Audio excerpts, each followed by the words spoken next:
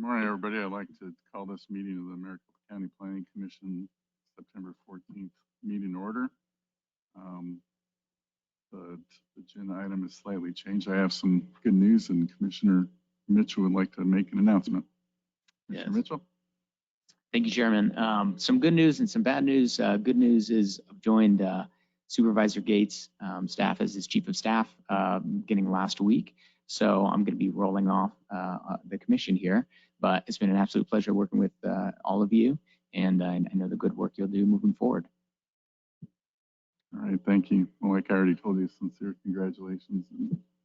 You will be missed for sure. You've definitely done your homework for every meeting. So, all right.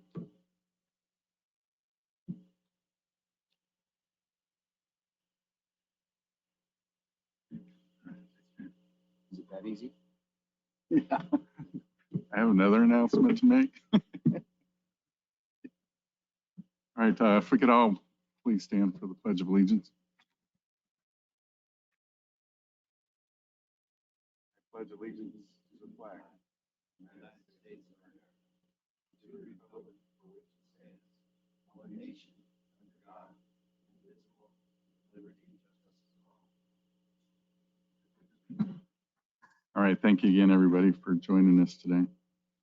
If we can have roll call, please. Chairman Slusher. Here. Commissioner.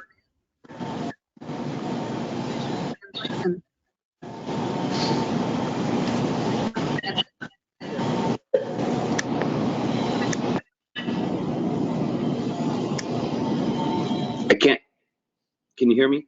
Commissioner Lawrence here. Thank you. Commissioner Lindblom. Commissioner Montoya. Commissioner Swart. Here. Chairman, we have a quorum. Okay, perfect. Thank you. Now for the chairman's announcements. This meeting has been noticed in accordance with Open Meeting Law ARS 38-431. Agendas are available within 24 hours of each meeting in the Maricopa County Planning and Development Office. They're also available on the Planning and Development website 1 week prior to hearing at www.maricopa.gov/planning. The staff reports prepared for each agenda item shall become a part of the permanent record for each case. With respect to hearing process, cases will be considered in the order they appear on the agenda unless otherwise agreed to by the commission. For each case, the applicant will be given a set amount of time to present. Anyone wishing to speak on a particular case shall fill out a speaker card for in-person attendance or raise your hand within GoToWebinar. The amount of time allowed for speaking shall be at the discretion of the commission chair. Staff will provide the chairman with the names of persons who have entered and noted desire to comment, and those registered participants who have raised their hand. The chairman will call on each named participant one at a time. The chairman will conduct the hybrid in-person and virtual public hearing according to the bylaws and according to the rules established by the chairman regarding public comment. Votes will be done by roll call vote only. And lastly, the chairman will verbally identify the specific members responsible for all motions and seconds. Next item on the agenda are the minutes. Anyone from the commission have any comments? Hearing none, the minutes are approved for the July 27th, 2023 meeting. Announcements. Staff have any updates on the agenda order? Darren? Yes, Mr. Chairman, Commissioners. Items 5 and 6 are to be pulled from the consent agenda. This is in regard to West 36. And that's due to received opposition. Okay. There was one person in opposition. That one email. Okay. The next item on the agenda, the continuous agenda, item number 1, AC 2020-171, Gamblers Row or ROW. Yes, Mr. Chairman, this is in District 4. It's a special use permit for an equestrian facility on 75 acres in the Aguila area. A lot of opposition has been received, and the applicant is continuing this item to October 5th, so no action is necessary by the commission this morning. Okay, thank you. Item number 1 will be continued to the October 5th. Yes, sir. Date. Okay. All right, moving on to the consent agenda, with the exception of items 5 and 6. Darren? Mr. Chairman, Commissioners, we have 5 items remaining on consent. They are CPA 2023-008, known as NEC 355th Avenue and Van Buren Street in District 4. The general plan amendment to change the land use designations in the Tonopah area plan on 154 acres from rural densities to industrial. This is related to the next agenda item. The site is at the northeast corner of 355th Avenue and Van Buren in Tonopah. There's no known opposition. Recommendation in paragraph 12 is for approval. Z 2022-110, and also the same case, District 4 is rezoning to Industrial 1 for proposed outdoor storage facility on 154 acres. There's no known opposition. The recommendation in paragraph 11 is for approval, subject to conditions A through J. CPA 2023-010, known as Hyder Energy Center in District 5. It's a comprehensive plan amendment to the land use designation of 118 acres west of Hyder Road and Agua Caliente Road in the Hyder area. It would be changing the land use designation from rural development area to utilities for a future power generation facility. There's no known opposition. The recommendation in paragraph 9 is for approval. Agenda item 7 is Z 2023-037, known as Levine Self-Storage in District 5. This is a zone change of 3 acres to C2 CUPD for a proposed self-storage facility north of the northeast corner of 51st Avenue and Baseline Road in the Levine area. There's no known opposition. The recommendation in paragraph 24 is for approval, subject to conditions A through H. And finally, Z 2023-070, known as Chandler Heights Retail in District 1. It's a zone change of 2 acres to C2 for proposed retail stores west of the northwest corner of Power Road and Chandler Heights Road. There's no known opposition. The recommendation in paragraph 11 is for approval, subject to conditions A through F. Happy to try and answer any questions you may have. Okay, thank you, Darren. Is there anyone from the commission that has a question of staff on the consent items? Hearing none, is there anyone from the public that wishes to speak on any of the consent items? Seeing none. David, is there anyone on webinar? Raising We're not hand? aware of anyone on the webinar, Chairman Okay. Schlosser. With that, I'll close the public forum. Any other comments from or questions from the commission?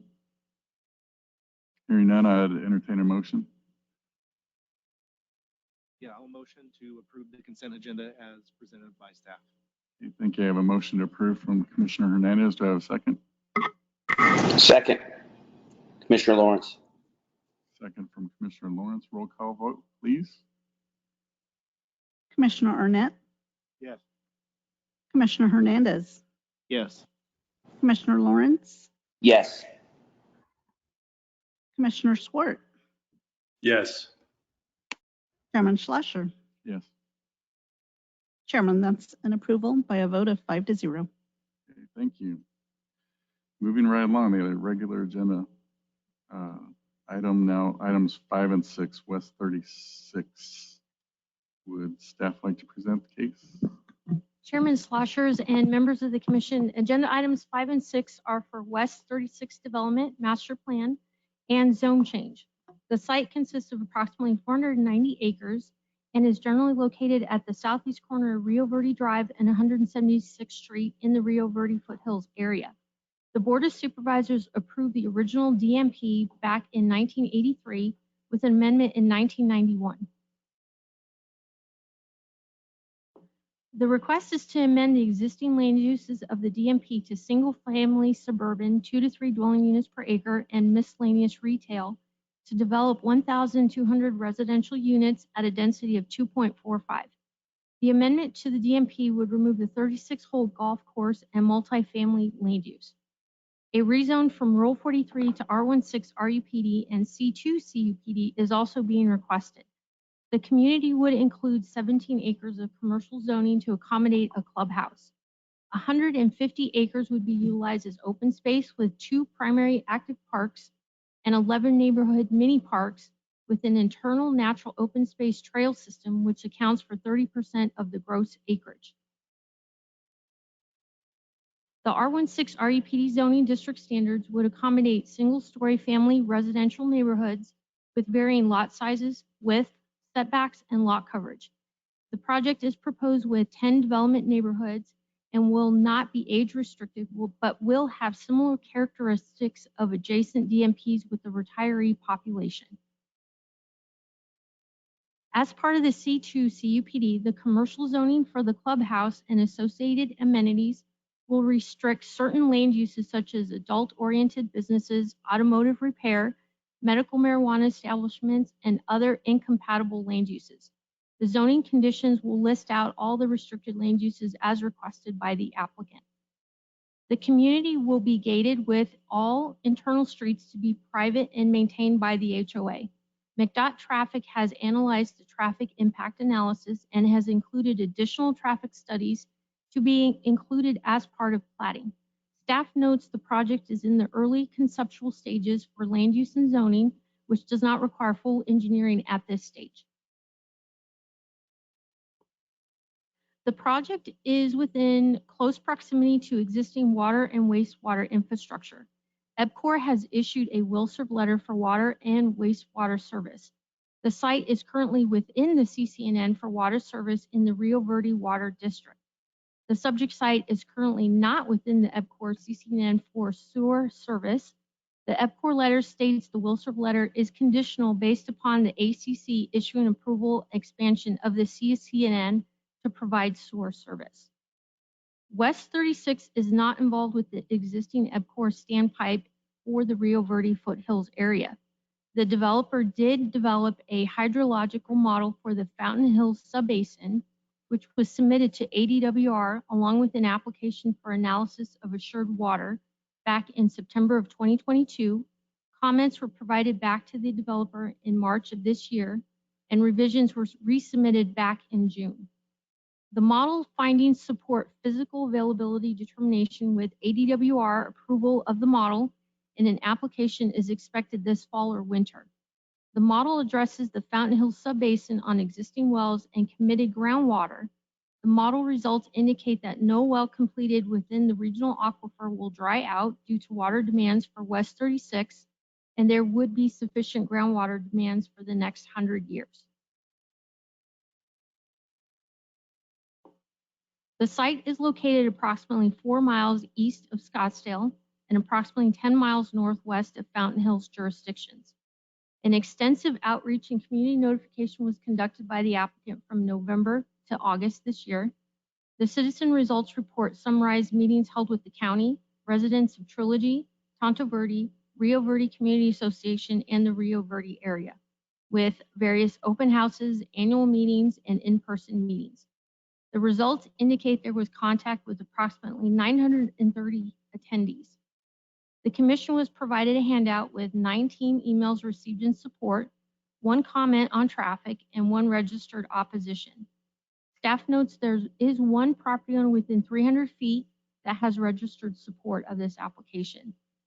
The opposition raised concerns on the density for the rural area, along with groundwater supply, traffic, and fire protection.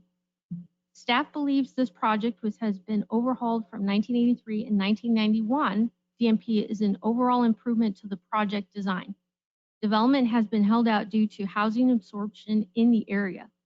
Staff supports the request with the increased density, confirmation of utility services by EPCOR for water and wastewater, along with ample amounts of active and passive recreational open space for the wellness resort style community, which currently mirrors the existing master plan communities in the Rio Verde area.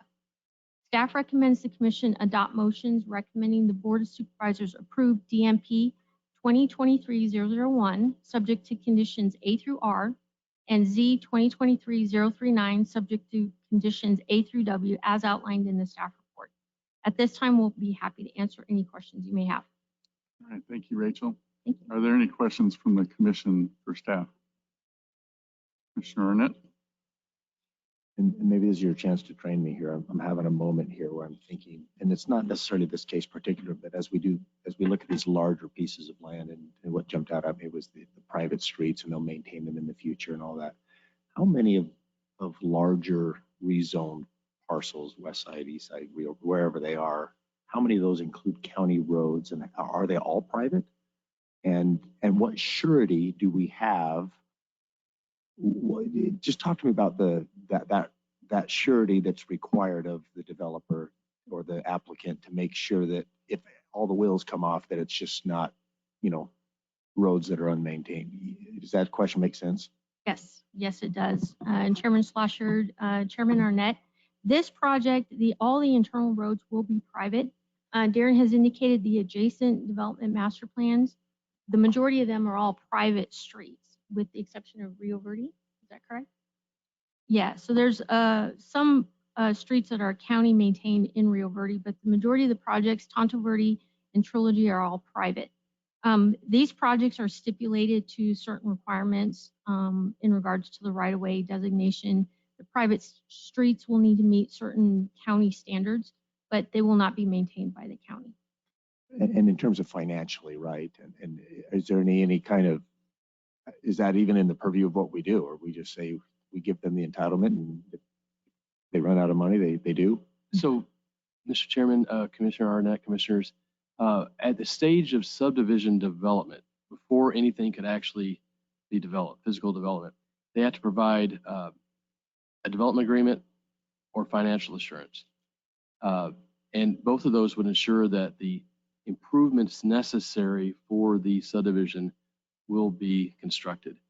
The ongoing maintenance is an issue for the property owner. So it's dedicated to the county, it's built to county standards and adopted, or the property owners have to maintain those streets in perpetuity. If there's poor maintenance, that's going to be their issue. Right, and I know that, and quite frankly, it works, and it works everywhere, and there's private, I live on a private street, and we just hope we all agree when to do it, right? So anyway, I just had a moment there where I thought. The subdivision assurance also requires the whatever mass grading or customized grading is necessary for the drainage. Gets completed prior to the housing. There's going to be separate, there's a 100-year assured water supply certificate required, and a certificated water provider. That's part of our subdivision regulations and statute. So all that, our assurances are in place prior to approval of final subdivision plans. Perfect, thanks. Mr. Peck has something to add. Thank you, Mr. Chairman. The timing that Darren mentioned is correct. That happens at the time of platting. However, private streets do not require financial assurances. The financial assurances are only for public improvements. So if, for example, the sewer system were going to be wholly contained within a large enough subdivision and they got their package plant approved by the state, et cetera, the county would not get financial assurances for that. During the mid to late 2000s, unfortunately, we had quite a few developments that had been approved with private streets, and they were started and stopped, and the county doesn't do anything about that. And to correct one other thing, private streets do not have to be improved to county standards. There are no standards for private streets in Maricopa County. If private streets are not improved to county standards, they can never become county streets. So it's not unusual for a developer to develop them to county standards in case somewhere down the road they want to be county streets. But as Rachel indicated, the proposal is for gated streets, which means their streets don't really tie into the public roadway system. So McDOT's not involved with those at all. Any requirements to public streets that are caused by the subdivision itself have to be made, and those would be assured. But strictly private improvements would not be assured. But in Did I this case, confuse you more, Greg? no, it's fine. I think it makes a lot of sense. And sorry to kind of get us off track here. It's not particular to this case, but this is one of those. And in this case, the applicant has met the standards because they're showing they're good actors and they're going. That's my understanding. Well, there is no standard here. All you're being asked to I do heard is county change the standards, plan. right? What, isn't there a county standard for roads? No, right now, all you're being asked to do is change the plan that the county has. The second application, as I understand it, is for the rezoning. The issues you're raising will come up at the third stage, which is when they come in to actually plat. So the question of whether they have sewers, whether they have water, whether they have any of the utilities really don't come into play so much at this stage. This is what would the county like to see happen? The next one will be, here's what the county is telling them they have permission to do. It's when they come in for the subdivision that the question is, can you actually do it? So you have 3 stages and each one is different. Thank you, Professor.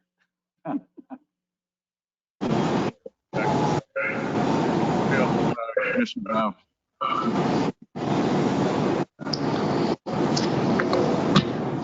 Hearing none, is the applicant here? Present.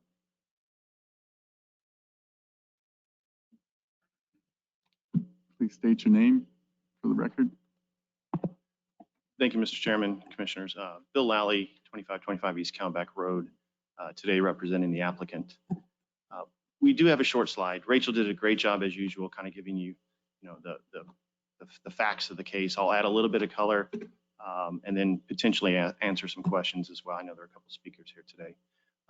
If we can go to the next slide, please. Again, the history is important because if you look at the aerial, you'll see 3 master plan communities right next door to us. These were the 3 communities that were the first 3 verdes. This is kind of considered historically, since the landowners have owned it 40 years ago, the 4th verde. It was always anticipated to be that 4th master plan community. It had early entitlements, as Rachel had indicated, in the 80s and 90s. And so when we sought to jumpstart or get this project going, simply because the Trilogy project across the street that was re-entitled in 2012 and then modified shortly after that we worked on, started to run out of inventory. This is such a sought area for development, beautiful views, and master plan communities, I think, is how you do it. The Rio Verde area, there's 2 different ways you can do it. You can take a large 500-acre parcel like this, and you can master plan it with master sewer and water and roads, and make sure that the proper roads are designed to handle the traffic. And we have 3 other communities right next door to us that will help us inform how best to design everything internally. But again, the idea is to have a first-class master plan community, very similar to what's happened adjacent to us for many years. You could go to the next slide. The project itself, again, Rachel didn't drill down into a lot of the details, but 30% open space. We did remove the golf course option for water considerations, even though our analysis of assured water supply and all of our basin studies show no problems at all. Again, this is the Fountain Hills subbasin. This isn't the Phoenix AMA subbasin, so totally different evaluations in terms of availability to pursue a cause on this property. But you can see large tracts of open space. You can also see a large buffer on the right, which is really the eastern border as we border existing properties. Next slide, please. Amenities will be very much similar to what's across the street in Trilogy.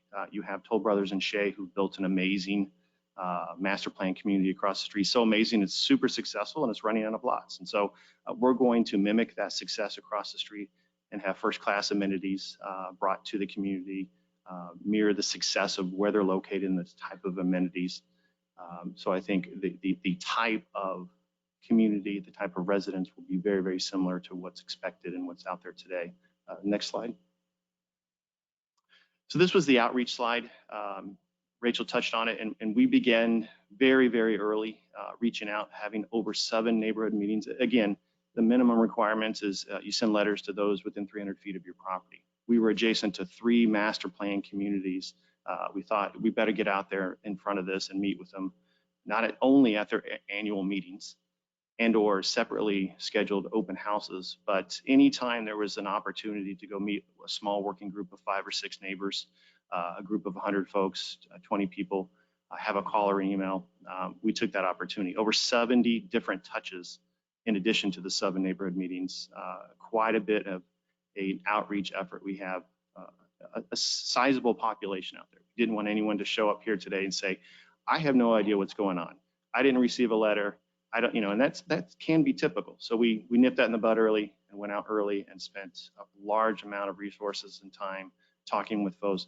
That did inform some of the changes that we'll deploy in the plating process, some of the buffers. And so next slide, please.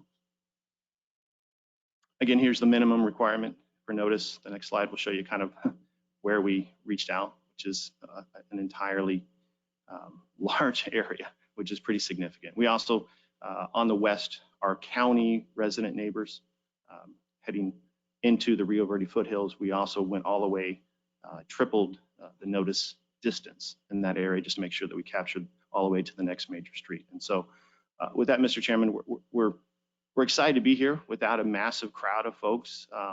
This is a very activated area, so we're pretty excited to be here with staff support, support from the community surrounding us, and be happy to answer any questions. Okay, thank you. Is there anybody from the commission that has a question of the applicant? Hearing none. All right, thank you. Thank you. I have 3 in-person cards. If there's anybody else that wishes to speak, if they could fill out one of these cards and give it to staff.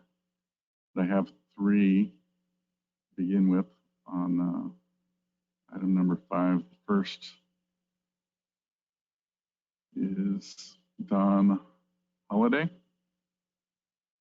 Right here.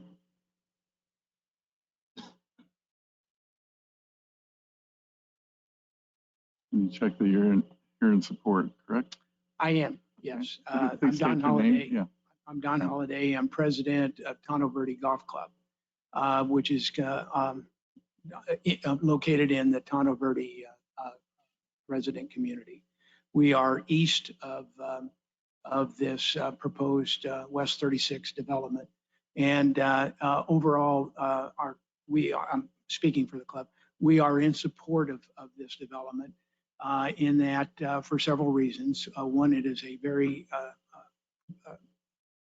looks to be and appears to be, and everything that we've been had shared with us, a high quality project. And the company behind it, we were not worried about, but certainly wanted to know.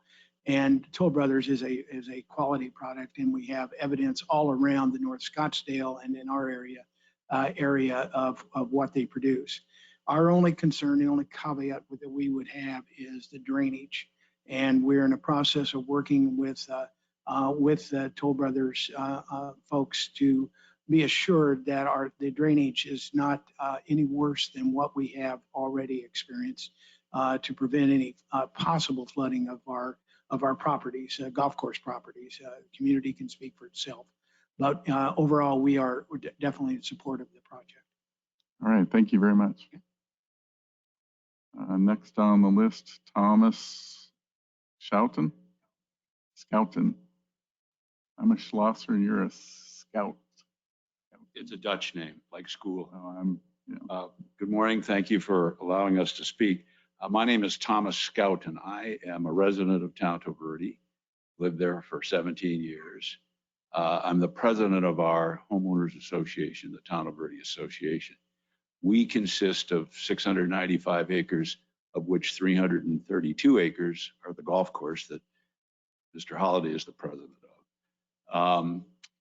And we have 747 residential lots, most of which are single family homes, but approximately 200 are multi-family homes. We are here to give conditional support, and I'll tell you why. We have conducted several meetings with Toll Brothers. They've been professional, they've been cordial, and they've been very productive. We are in the midst of negotiating a development agreement and a restrictive covenant in which Toll Brothers is reacting to our requests and have, for the most part, agreed to reduce them to writing and have an agreement that benefits all of our residents. I also know that Toll Brothers has met with several of the residents that live exactly on the border of our western boundary and the site's eastern boundary to accommodate those folks who are right in the line of fire, if you will. Particularly that goes to the buffer zone. We've negotiated a buffer zone of anywhere from 160 to 180 feet. An exhibit is being drafted, which will further identify that and hopefully become part of the restrictive covenant. The areas of concern we haven't finalized yet. Number one are drainage. You saw on one of the maps, there were 4 dark gray lines going through the site property. Those are the flow-through drainage ways. We currently have 8 flow-through drainage ways, 2 of which are FEMA washes that flow through the town of Verde project. Our concern is, and we have engineers now working on this to give us assurance that those will work the way they're designed to work.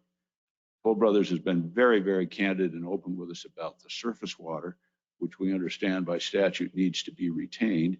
And they've shown us how that's going to work, but it's the flow through drain from property. We're at the end of the line and we end up abutting the Verde River. So there is flow through water. And so that's our number one concern. The other is the buffer zone that I described. We want to make sure that that's as wide as possible and inobtrusive as possible for the residents on our boundary. Density is a bit of a concern, but we understand that there's an economic model that has to work. We've compared their proposed density with our proposed density, and frankly, it's quite equal. When you divide the number of acres that we have that are for residential property and 747 lots, it's about 4.6 house per acre. And theirs is we're 4.8, they're 4.6 under my rudimentary math, but I think it's pretty fair. And then of course, we want to make sure that the people who are on the border, and I think one of them is here today to speak, have their concerns addressed as well. But overall, Toll Brothers has been a pleasure to work with. We think we'll have a good result, and we're looking forward to finalizing that document prior to the Board of Supervisors meeting in October. Thank you very much. Happy to answer any questions if you wish. Any questions? Thank you for your input. We really appreciate it. Last card that I have is Jenny Becker.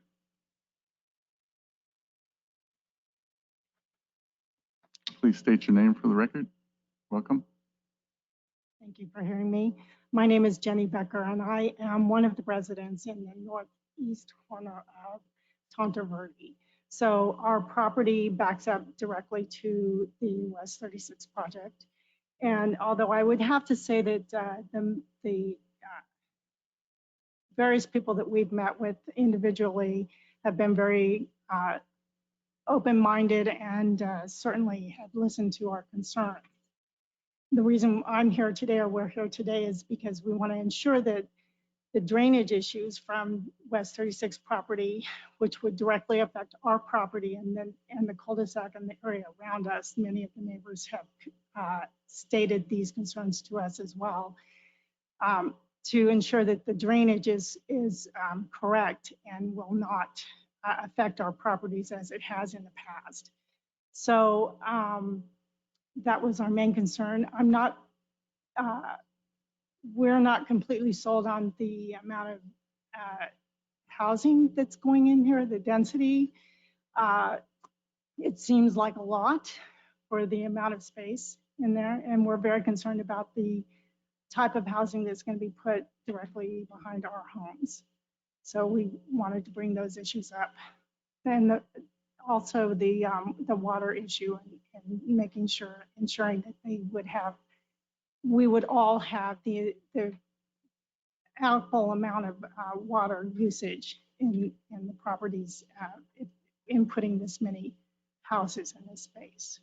So, and one other thing that I'd like to point out is that Dynamite Road and Forest Road are 2-lane roads. And if you're putting 1,200 residents in this property, that's on average 2,400 more cars usages for those 2-lane roads, which seems like a lot of congestion on those 2 public property roads. Okay. Thank you. All right, thank you very much for your input. Anybody else from the public that's in the house? Seeing none.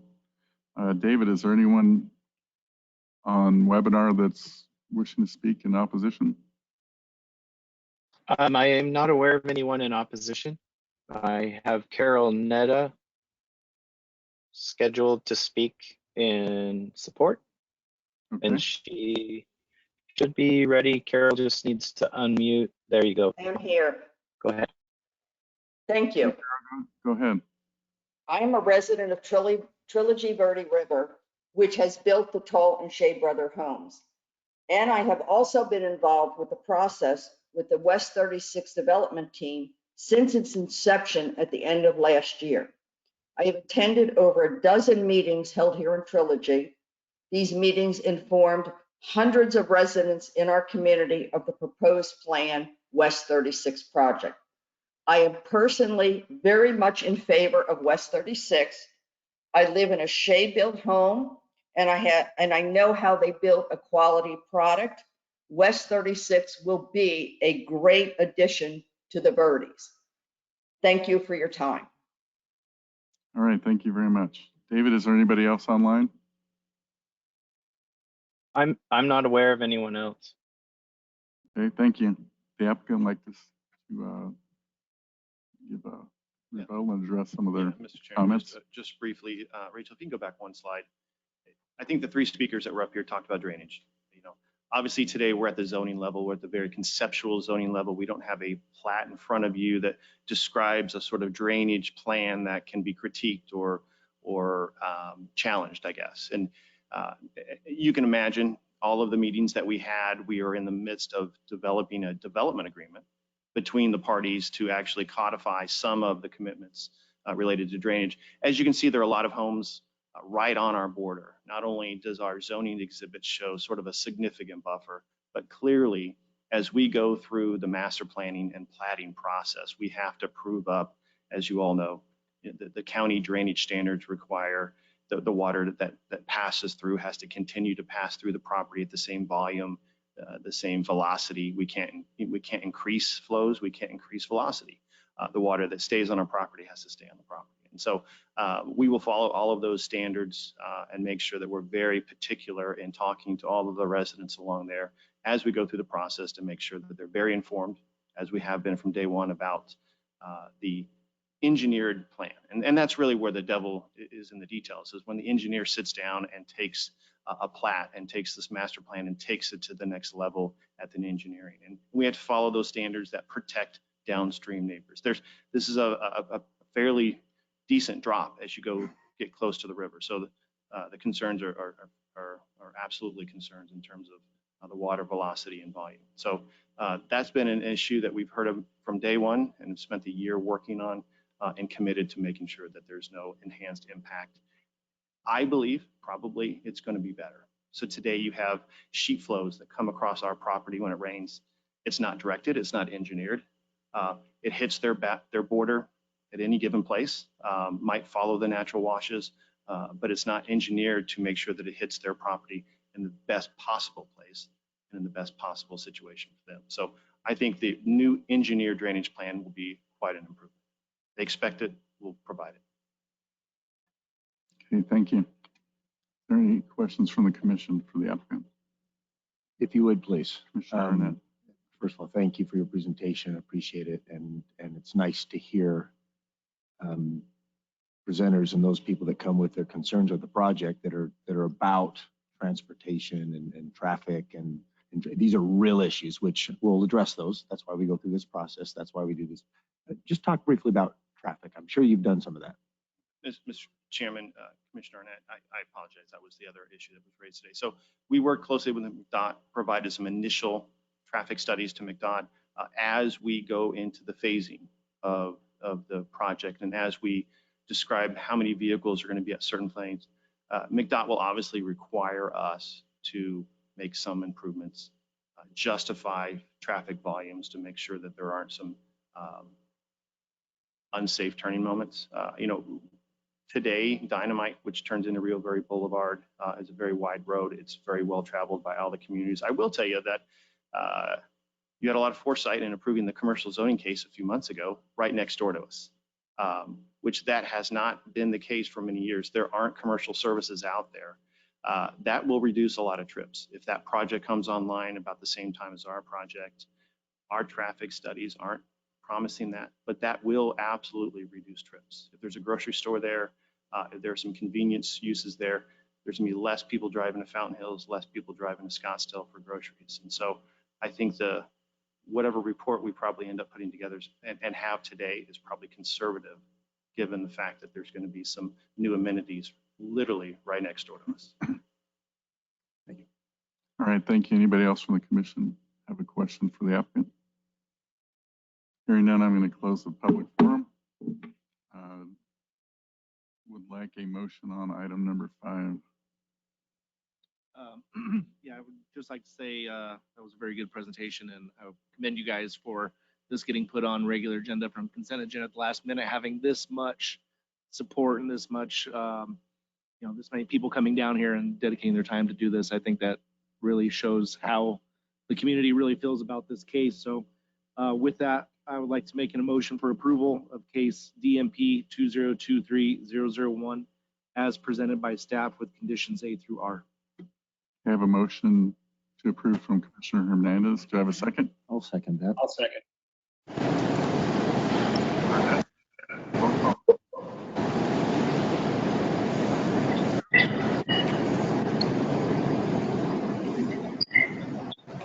Commissioner Lawrence, Yes. Commissioner Swart, Yes. Chairman Slasher. Yes. Chairman, that's an approval by a vote of 5-0. All right, thank you. Motion carries unanimously. Item number 6, do I have a motion? Yes, I will motion to approve case Z 2023039 as presented by staff with conditions A through W. I think I have a motion to approve from Commissioner Hernandez. Do I have a second? I'll second that also, Mr. Chair.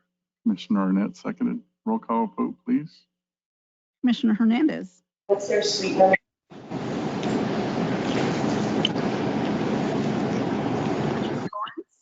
Yes. Commissioner Swart, Yes. Chairman Slasher. Yes. Chairman, that's an approval by a vote of 5-0. All right, thank you. And thank you everyone for showing up and giving your input. We really appreciate it. The last item on the agenda is other matters. Darren? The only reminder is that when you close this meeting, we're going to head upstairs Yes. to an executive. We can follow you so we don't get lost. Okay. All right, thank you very much, everybody. With that, meeting is adjourned. Thank you.